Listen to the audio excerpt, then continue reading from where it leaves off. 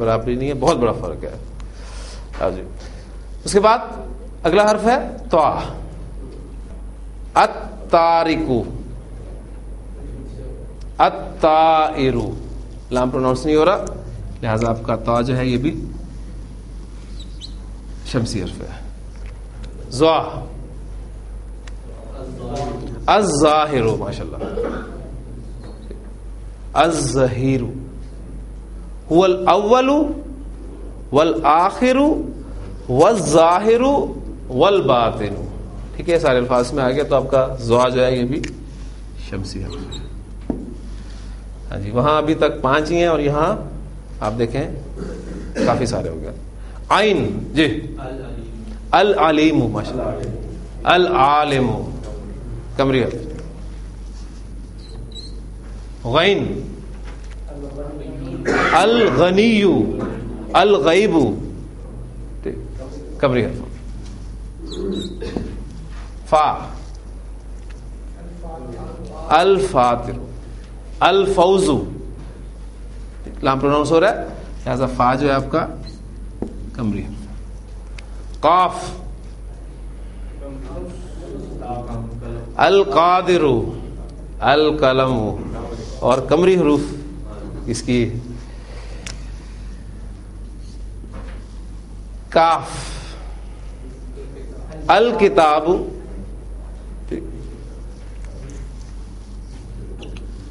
لام. حج لام سے لفظ بنائے. اللہ تعالیٰ کا ایک بڑا خوبصورت نام ہے, بڑا پیارا نام ہے, اللطیف. اللطیف آپ اگر قرآن مجید میں لکھا ہوا دیکھیں تو آپ کو ایسے نظر آئے گا لکھا ہوا.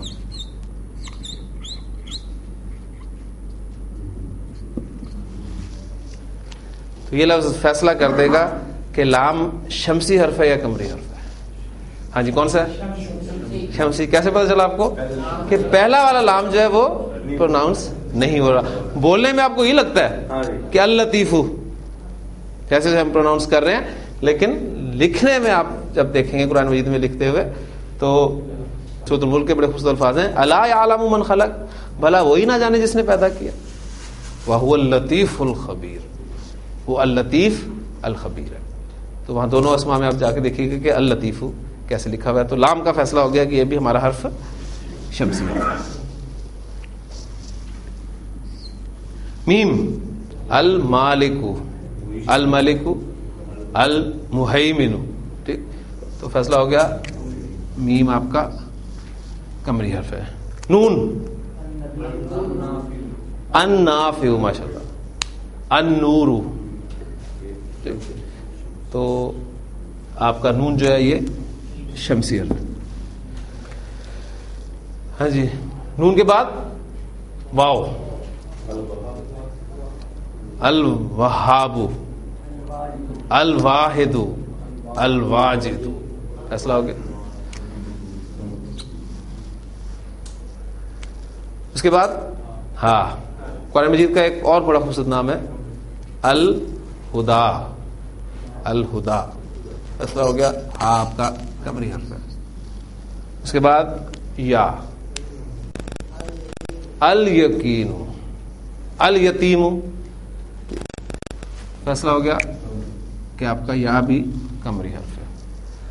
ہاں جی, اب ذرا کاؤنٹ کر لیتے ہیں ہم کہ قمری حروف جو ہیں وہ 1 2 3 4 5 6 7 8 9 10 11 12 13 14 حروف آپ کے قمری حروف ہو گئے. اور اگر آپ کے بات ہے کہ کل حروف ہجا جو ہیں وہ 28 ہیں, لہذا 14 ہی آپ کے ہونے چاہیے. تو 14 جمع 14 برابر 28. تو 14 حروف ہے اور 14 حروف شمسی حروف ہیں.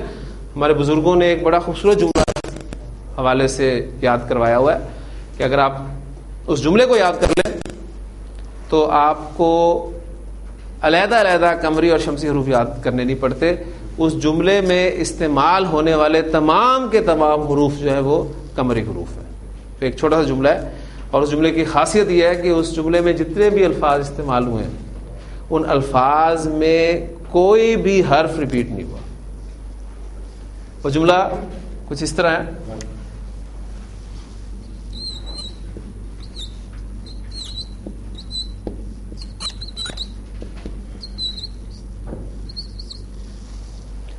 حق کا خوف عجب غم ہے.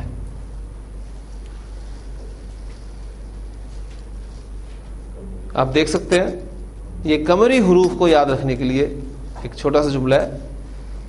کوئی بھی حرف آپ کو دوبارہ اس جملے میں استعمال ہوتا ہوا نہیں ملے گا.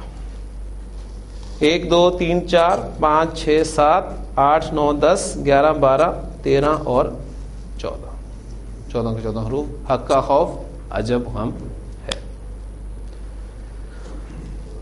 جی الف لام کے حوالے سے 2 باتیں ہم نے پڑھ لی، انتہائی اہم باتیں. پہلی بات ہم نے یہ پڑھی تھی کہ کسی نکرہ اسم کو معرفہ بنانے کے لیے آپ اس کے شروع میں الف لام داخل کرتے ہیں، اور پھر مختلف کیٹیگریز جو اسماء کی تھیں ان پر ہم نے باری باری الف لام داخل کر کے دیکھا، پریکٹس کی.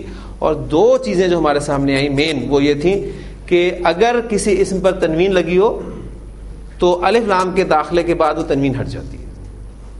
اور تنوین اسماء کی کس کیٹیگری میں آتی ہے؟ واحد اسم ہو منصرف، واحد منصرف اسم چاہے مذکر ہو چاہے مؤنث ہو، یا جمع مکسر منصرف وزن جو ہے آپ کا اس میں تنوین آتی ہے.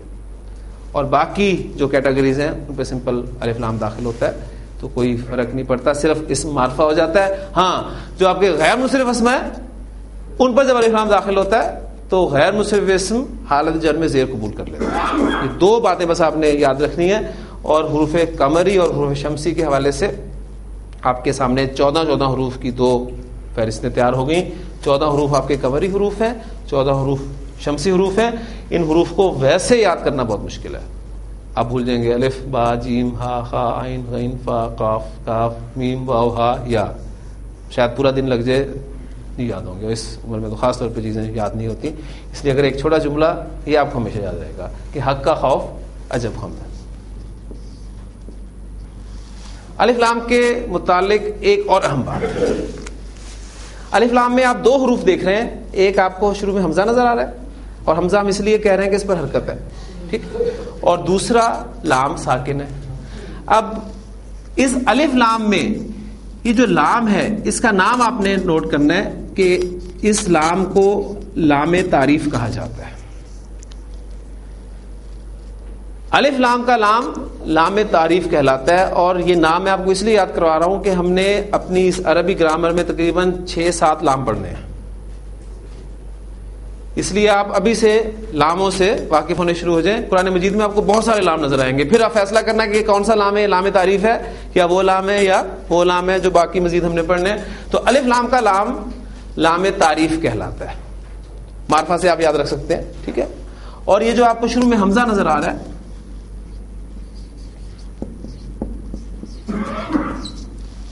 اس کو حمزۃ الوصل کہا جاتا ہے. یہ آپ کا حمزۃ الوصل ہے.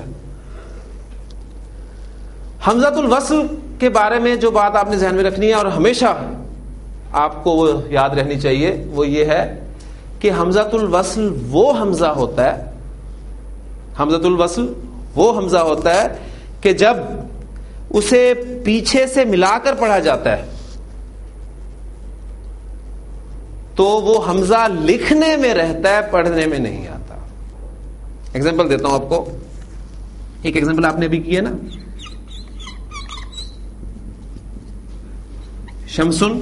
پہلے آپ نے کیا کیا؟ اس پر الف لام داخل کیا اور شین آپ کا شمسی حرف ہے، لہذا الشمسو آپ نے سے پڑھا، تنوین ختم ہو گئی. الشمسو کی حالت نصب کیا ہوگی؟ الشمسا. حالت جر کیا ہوگی؟ الشمسی. ٹھیک ہو گیا. اب لام تو آپ کا لام تعریف ہو گیا، حمزہ آپ کا حمزۃ الوصل ہو گیا. اور حمزۃ الوصل کے بارے میں نے آپ کو بتایا کہ جب اسے ما قبل پیچھے سے آپ ملا کر پڑھیں گے، مثلا میں اس سے پیچھے ایک لفظ ہے واو،